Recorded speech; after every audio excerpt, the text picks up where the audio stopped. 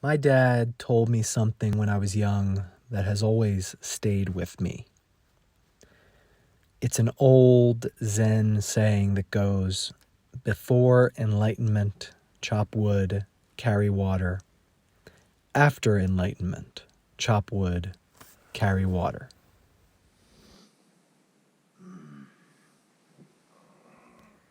Like all bits of wisdom, its meaning morphs as we make our way along the twisting path of life.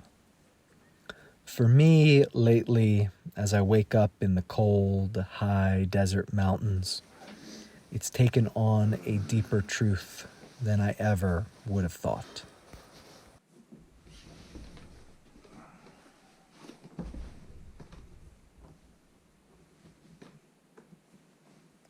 I think about it all the time now, even when I'm tying my shoes, about what a thing it is to wake up into intimate connection with that truth. And as the cool mountain air greets you in the morning, about how you know your own warmth and life are quite literally in your own hands. I'm not going to lie and pretend that it's not a massive departure from the lives many people in this country live. It gets cold. It's 34 degrees here right now, and it can often get into the teens and sometimes close to 0 degrees Fahrenheit. The lives that many people live are just not so much in touch with that. They're lives where thermostats and central heating, air conditioning, microwaves, and food delivery make things easy and comfortable, relatively speaking. Altogether, it creates the illusion of being apart from nature and the cycles of life, death, and rebirth. And that's the tricky part. It is an illusion, albeit a very persistent one. No one, regardless of wealth, power, or the lack thereof, can escape the cycles of nature.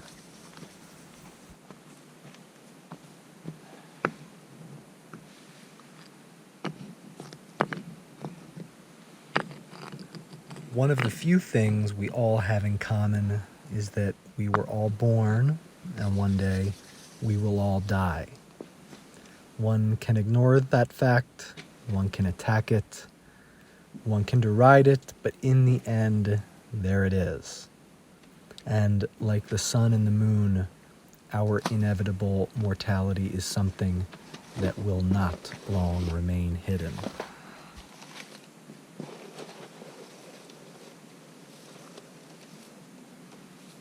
And so, all of this begs the question.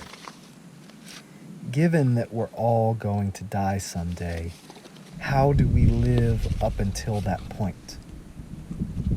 You can search for the answer up and down across religions and philosophies. You can scour the dusty bookshelves of time. But in the end, there it is. The truth is right there, always in front of you, staring you in the face.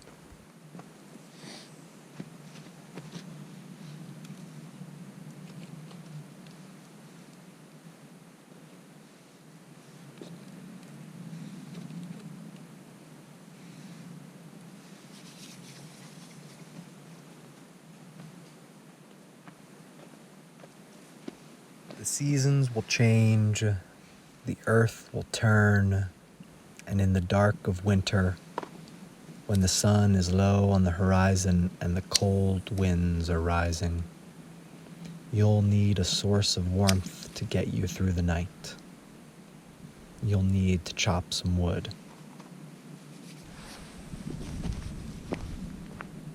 You can always pay somebody else to do it for you, of course. That's the principle that economies and societies are based on. You can work at a desk 8 hours a day, 365 days a year, and use some of the money you make to pay some faceless person somewhere to make sure that when you get home from the office after a long day, your house is warm.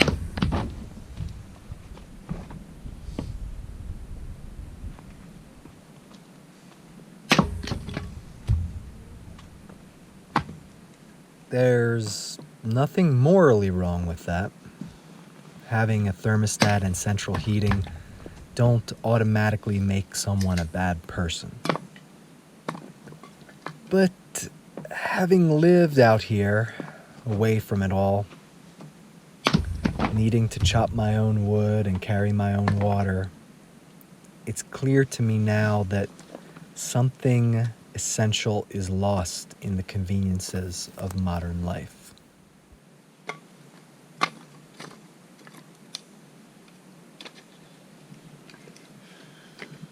There's no connection between the work of your hands and the things that you need to stay alive. And so there's a sense of alienation, a loss of purpose. And it's purpose we need above all else. When people lack purpose, they'll turn to anything and everything in search of it. Drugs, alcohol, endless words on a screen, the foolish blather of a face on TV telling them who to blame for why they feel so shitty all the time. People are so thirsty for purpose that they'll crawl through the desert toward a mirage, and when they find no water there, they'll drink the sand.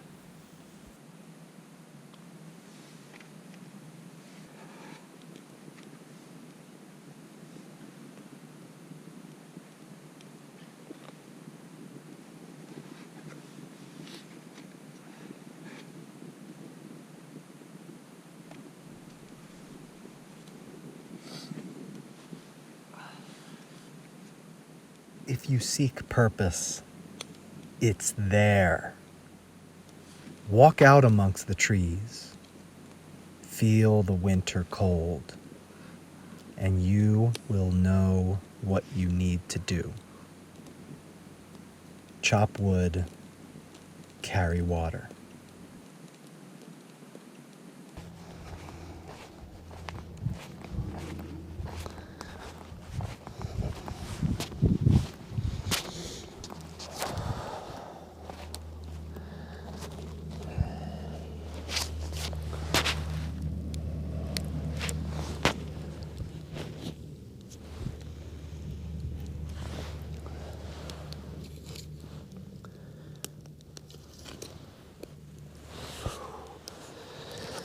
Hello, my friends, and welcome to my fire, my little cabin in the mountains.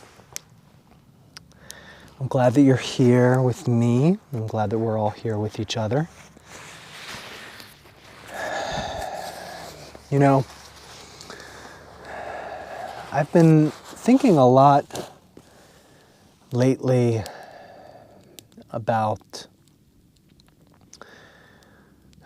the state of the world and the state of the relationship between all of us as individuals and all of us collectively. The relationship between the individual and the collective, between you and everything, between me and everything. And there's just so much happening all the time, and it seems like it never slows down, and it seems like it happens at 1,000,000 miles an hour, and it's just one thing after another, politically, economically, societally, culturally, globally.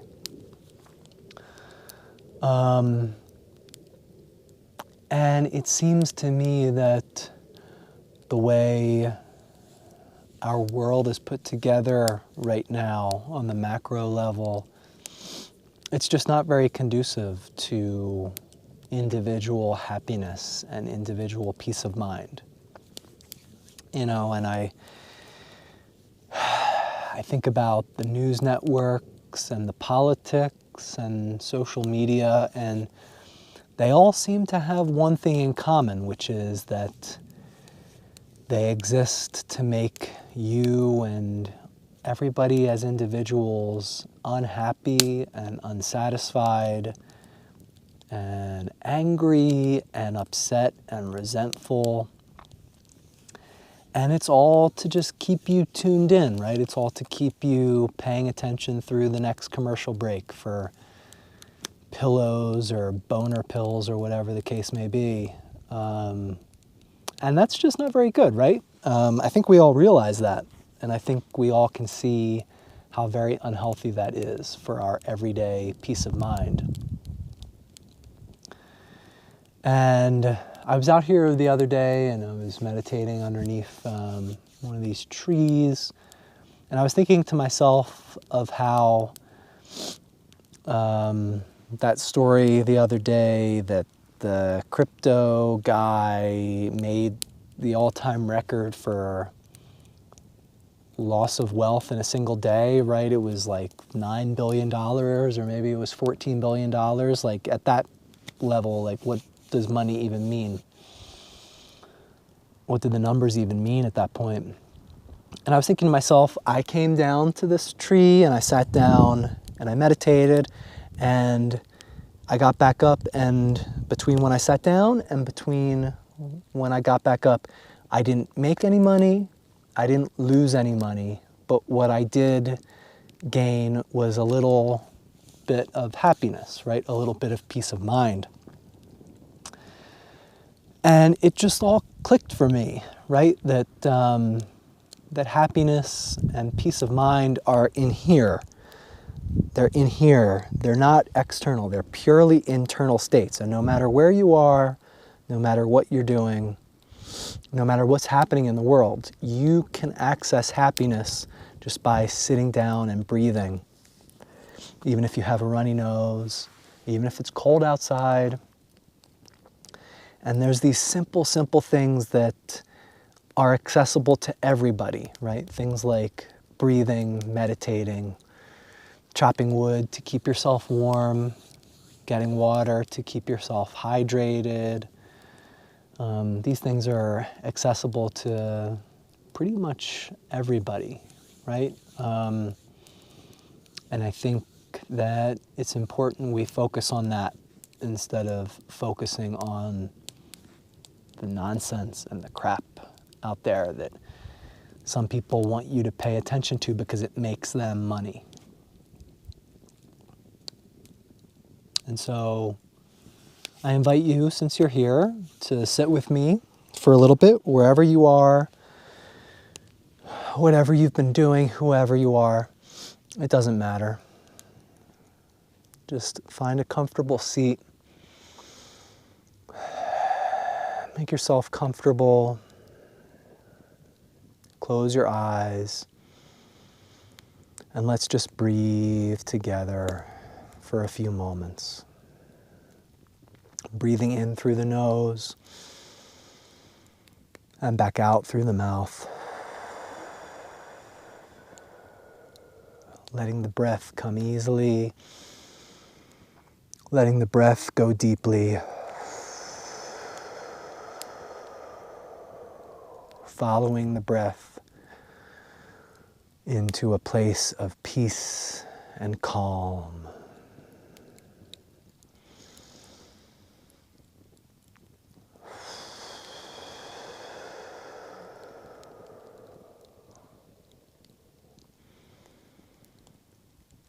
As you breathe, I invite you to feel your body relaxing. Feel those points of tension and tightness just unclenching, loosening up.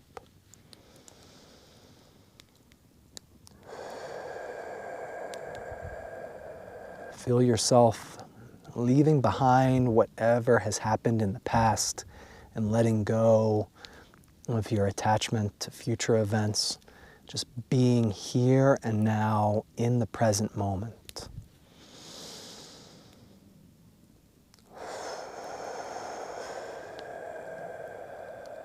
The breath is the moment. The breath is the here and now.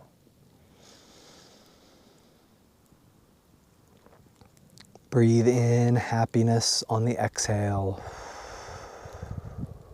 And exhale out the tension and whatever negativity you've been holding on to.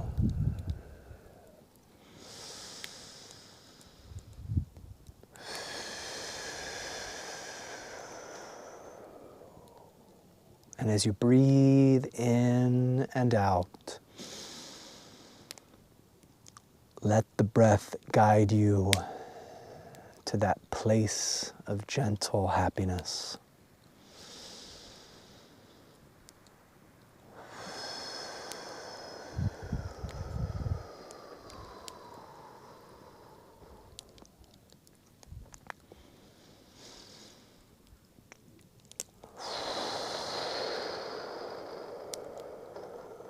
And as we breathe in and out, slowly bringing our meditation to a close.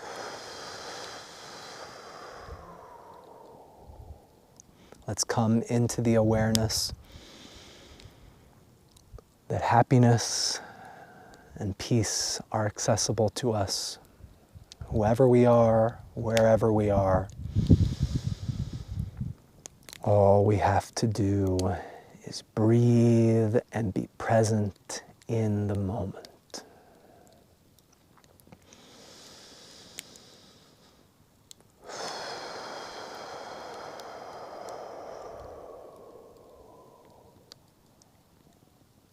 One more breath in together. And an exhale. Namaste, my friends. Thank you very much for joining me today. I appreciate you being here. I hope very much that you find the time to breathe and access the happiness and the contentment that you have within you and that you and all of us deserve. And I hope that you'll find your way back to joining me here again. Thank you.